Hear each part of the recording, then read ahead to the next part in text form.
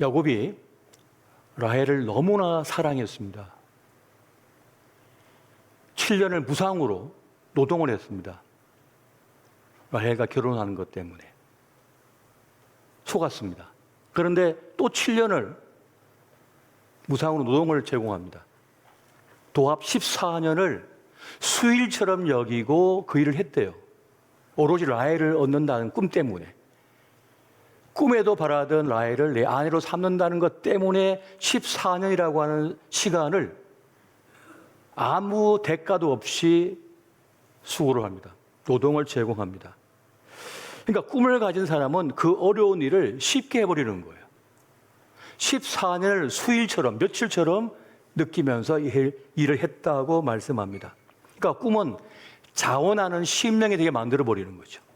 소원을 가진 사람은 같은 일이라도 어렵지 않고 쉽게 해버리는 것입니다. 그래서 하나님께서는 우리에게 꿈을 주시는 거예요. 마음의 소망을 주신다라고 말씀합니다. 꿈을 가지면, 그 소원을 가지면 그 일을 향해 달려가는 것이 어렵지가 않기 때문에 그렇습니다. 그래서 하나님께서는 우리를 꿈 있는 사람, 꿈꾸는 사람이 되도록 하고자 하십니다.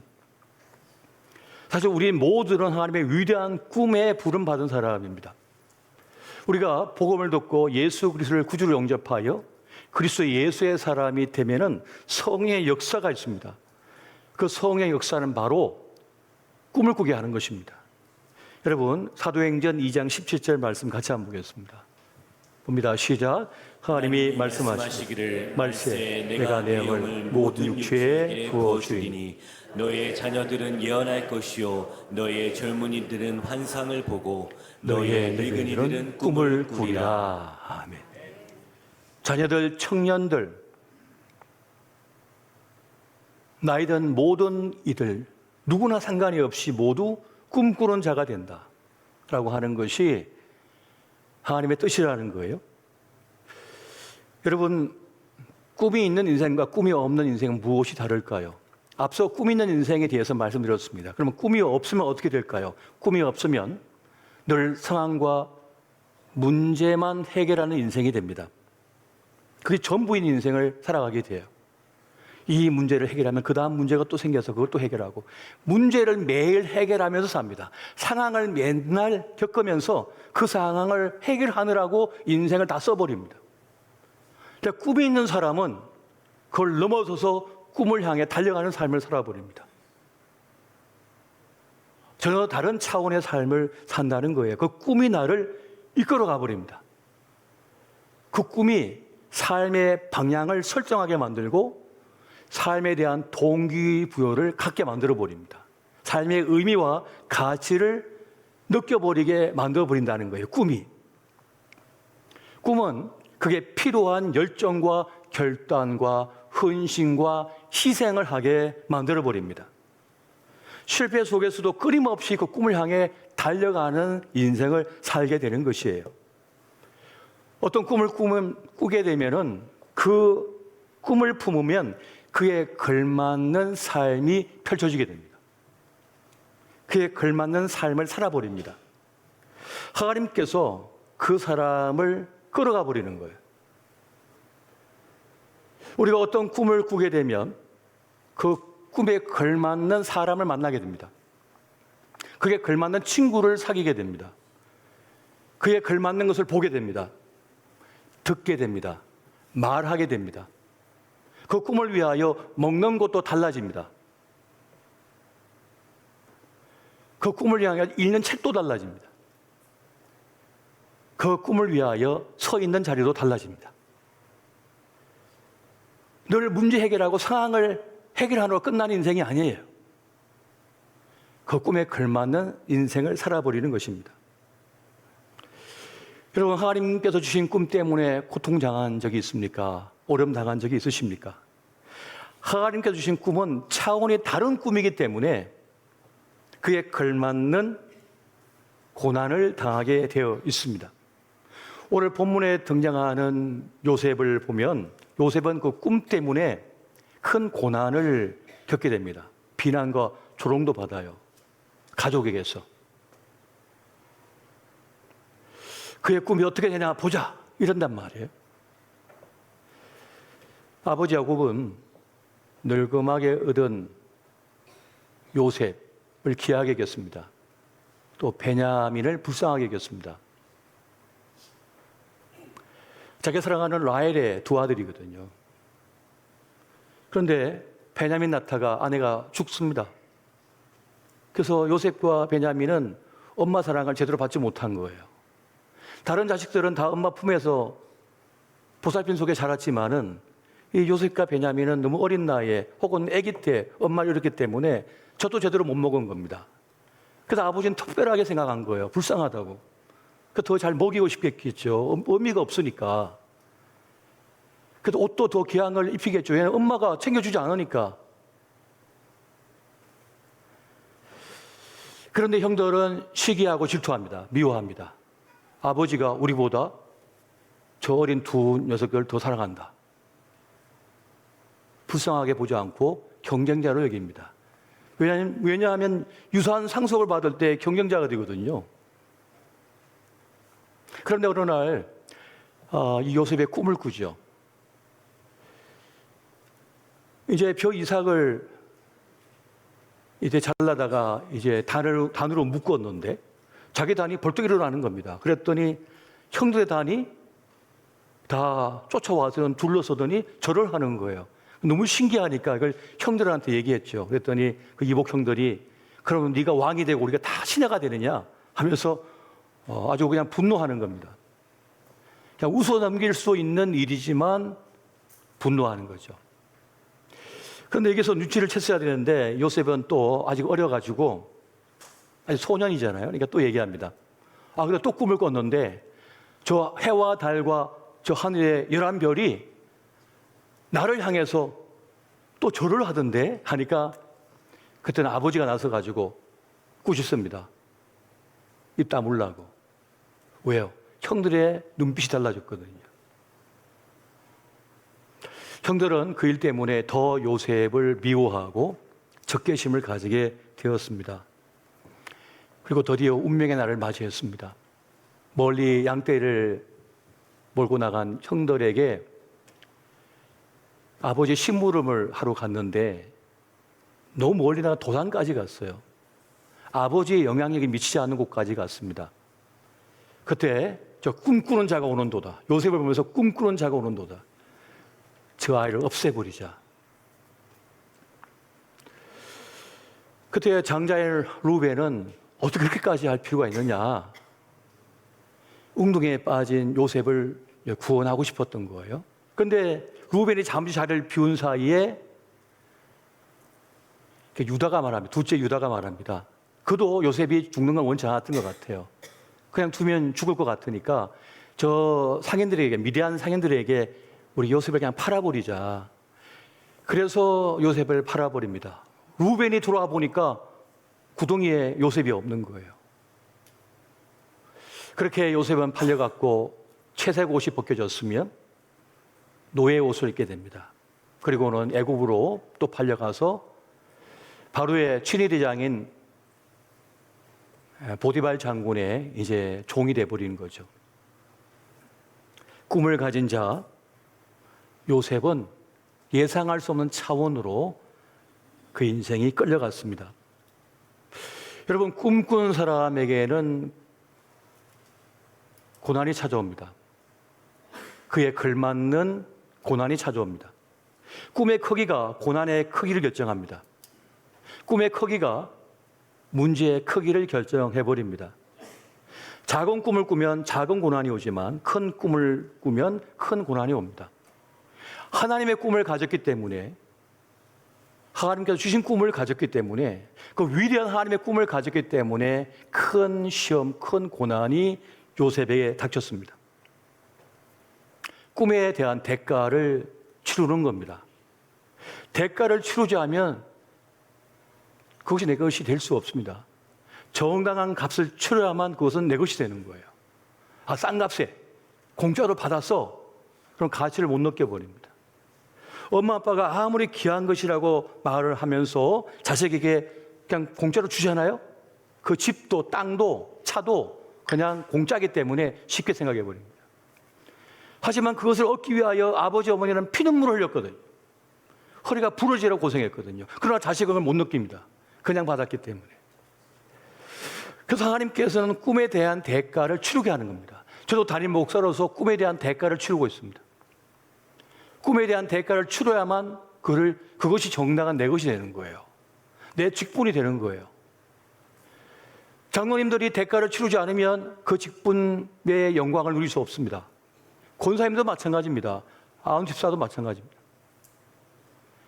그 직분에 걸맞는 대가를 치러야 되는 거예요. 값을 치러야만 그 영광을 맛볼 수가 있는 겁니다. 여러분, 엄마 아빠 됐는데 그냥 공짜로 됩니까? 그냥 먹이만 던져주면 아이들이 무럭무럭 잘 자랍니까? 자기 몸 돌보는 것보다 더 자식들을 위하여 시간을 써야 돼요. 마음도 쓰고 땀을 흘려야 되고 피까지 흘려야 됩니다. 때로는 목숨까지 걸어야 됩니다. 그래야만 자식을 키워낼 수가 있는 거예요. 대가를 치르지 않으면 그 영광을 맛볼 수가 없습니다. 소중한 것일수록, 귀중한 것일수록 대가를 치르게 하신 거예요. 날로 먹으려고 하시면 안 돼요. 그냥 되는 건 절대로 없습니다. 여러분, 그래서 하나님께서는 그 꿈에 대한 대가를 치르게 하는 것을 봅니다. 여러분, 세상은 꿈꾸는 자의 것입니다. 놀랍게도 그렇게 세상은 작동하도록 했습니다. 우리가 지금 누리고 있는 많은 것들은 꿈꾸는 사람들이 이뤄놓은 것들입니다. 사실은. 그걸 생각하고, 그걸 기획하고, 그 위에 땀 흘린 사람들이 만든 꿈의 결과를 우리가 누리고 있는 거예요, 지금. 이 스마트폰도 그런 거 아니겠습니까? 우리가 이 전기차도 그런 거 아니겠습니까? 원래 에디슨이 만드는 거잖아요. 영국에서 에디슨이 그 옛날에 벌써 2차 세계대전이 일어나기 전에 그 전에 이미 전기차를 만들어 놨던 거예요. 그 기술을 지금 더 발전시킨 것 뿐입니다. 에디슨의 꿈이 있었던 거잖아요. 어둠을 밝힐 전구를 누가 생각했습니까? 그의 꿈이 실현되어졌고 그걸 우리가 누리고 있는 거잖아요. 그러니까 세상은 꿈꾸는 자의 것입니다. 꿈꾸지 않으면 어떤 일도 일어나지 않습니다. 여러분, 그래서 꿈은 미래를 창조하는 능력이 됩니다. 내 인생의 미래를 창조하는 능력이 꿈에 있는 거예요. 하나님은 그것을 꿈꾸게 하시는 겁니다. 그걸 꿈꾸게 하시는 거 우리에게. 여러분, 또한 꿈은 과거를 초월하는 능력이 됩니다.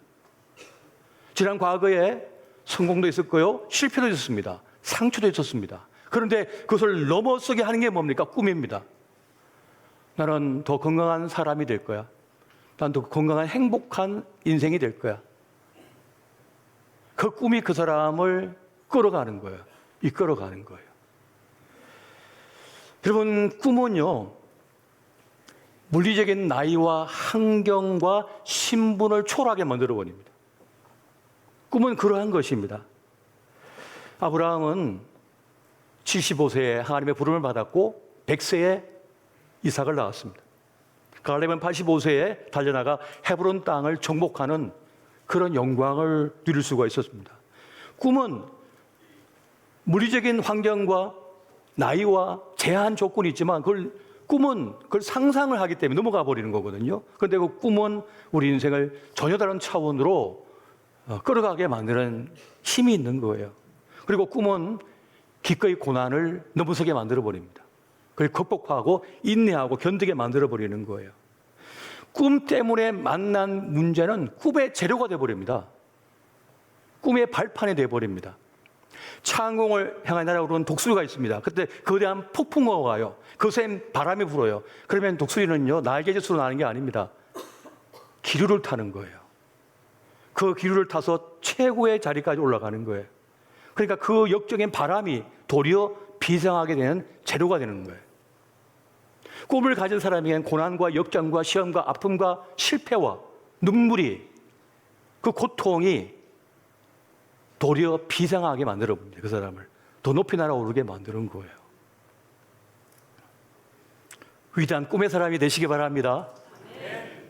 여러분, 인생이요, 그렇게 깔끔하게 사라지지 않습니다.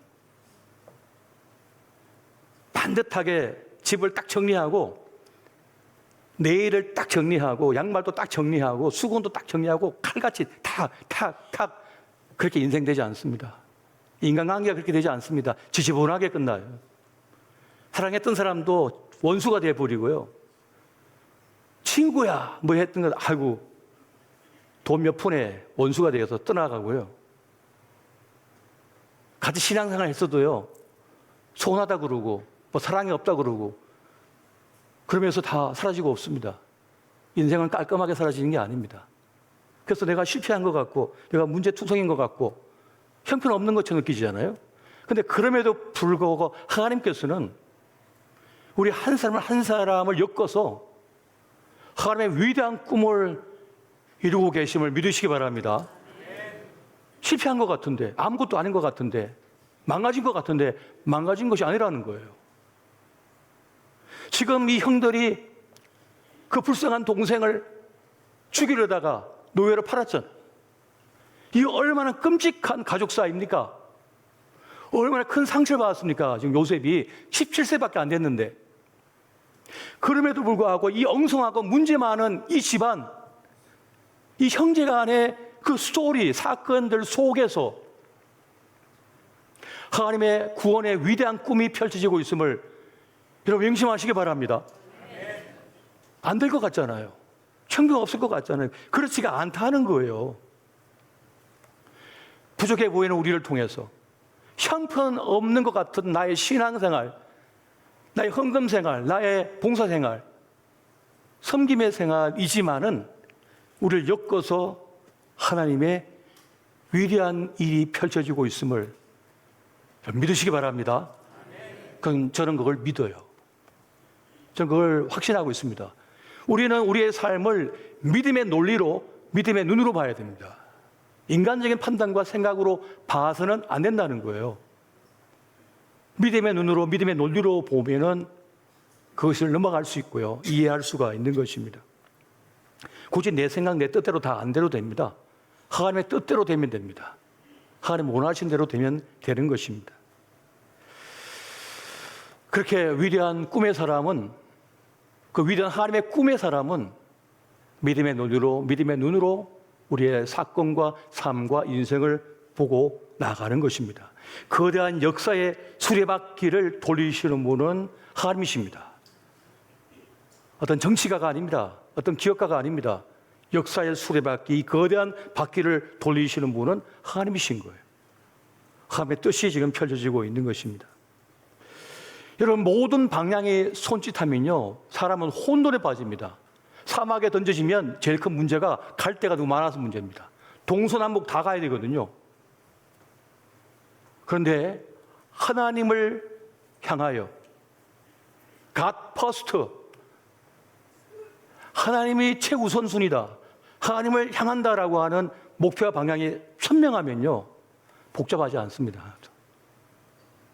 하나님의 영광을 위하여라고 하는 그 뜻을 품으면 다른 것은 문제가 되지 않습니다. 장애가 되지도 않는 거예요. 우리 교회는 뜻을 세운 교회입니다. 뜻을 가진 교회입니다. 맑은 가난을 선택했습니다. 상처 입은 이 땅의 수많은 영혼들을 살리고자 탄생했습니다. 그리고 그리스도의 참된 제자를 세워내기 위하여 탄생했습니다. 다른 건 중요하지 않습니다. 대원칙을 지키며 달려가면 됩니다. 뭐 화려한 건물을 세우고 유명 인사들이 찾아오고 뭐 대단해 보이는 그 칠에 여러분 마음을 뺏기지 마십시오. 그곳에 하나님의 뜻이 펼쳐지고 있고 그곳에서 하나님의 뜻이 이루어지고 있는가, 하나님의 꿈을 그 성도들이 품고 있느냐가 중요한 거예요.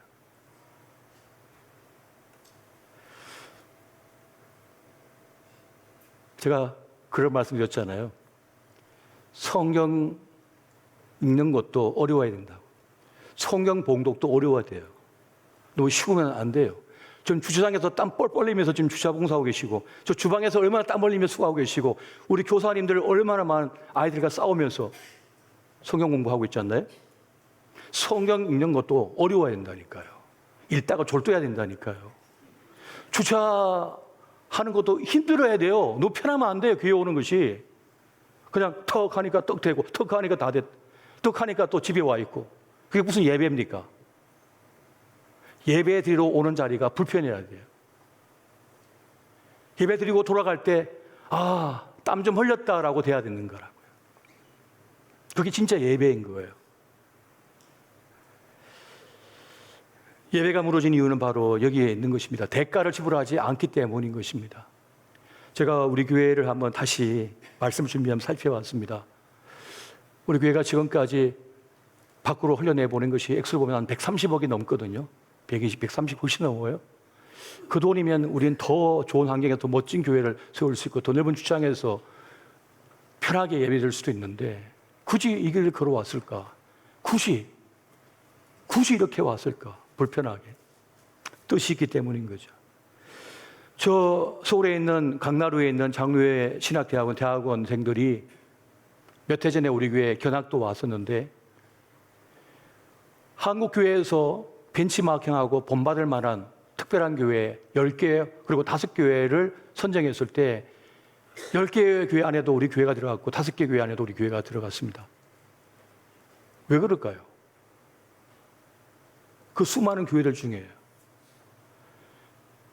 대형 교회를 지향하는 교회는 다 세고 셌습니다. 우리는 불편하지만 부족하지만 우리 교회만의 특별함을 가지고 달려가고 있습니다. 건강한 교회, 계획주의에 입각한 살아있는 교회를 꿈꾸며 달려가고 있습니다. 그래서 저는 우리 교회가 참 좋습니다. 참 좋습니다. 참 귀합니다. 하나님의 위대한 꿈에 우리는 부름을 받았고 그 길을 걸어가고 있습니다. 코로나 때 모든 교회가 재정을 지출을 줄이고 아무것도 하지 않을 때 우리 교회는 저 우간다에 기독교 방송국을 세워서 100만 명에게 복음을 전하고 있습니다. 지금도. 그 남수단까지 밀림 지역까지. 그때 우리는 1000개의 라디오를 제작해가지고 곳에 전달했습니다. 주일학교 아들이 또 자기 용돈을 모아가지고 그 몇만 원짜리 라디오를 사가지고 보냈어요. 그리고 젊은이 선교를 위해서 공군부대에 교회를 세워서 또 봉헌했습니다. 모두가 허리끈을 졸라매고 다 재정을 줄이고 밖으로 나가는 걸 막을 때 우린 도리어 그 밖을 향해서 우리의 정성과 마음, 물질을 쏟았습니다. 이것이 우리 청주 지존의 교회의 정체성이고 본질적인 모습이 되고 있습니다. 여러분, 신앙생활을 너무 편하게 하려고 하지 마십시오. 대가를 지불하십시오. 하나님의 위대한 꿈에 대한 대가를 지불하십시오. 그때라야 보람된 신앙생활, 영광스러운 하나님의 사람의 그 영광스러운 모습, 기쁨, 보람을 느끼게 될 겁니다. 그 길을 함께 걸어가는 우리 모두가 되었으면 좋겠습니다. 이 은혜가 함께 하시기를 예수 이름으로 축원드립니다.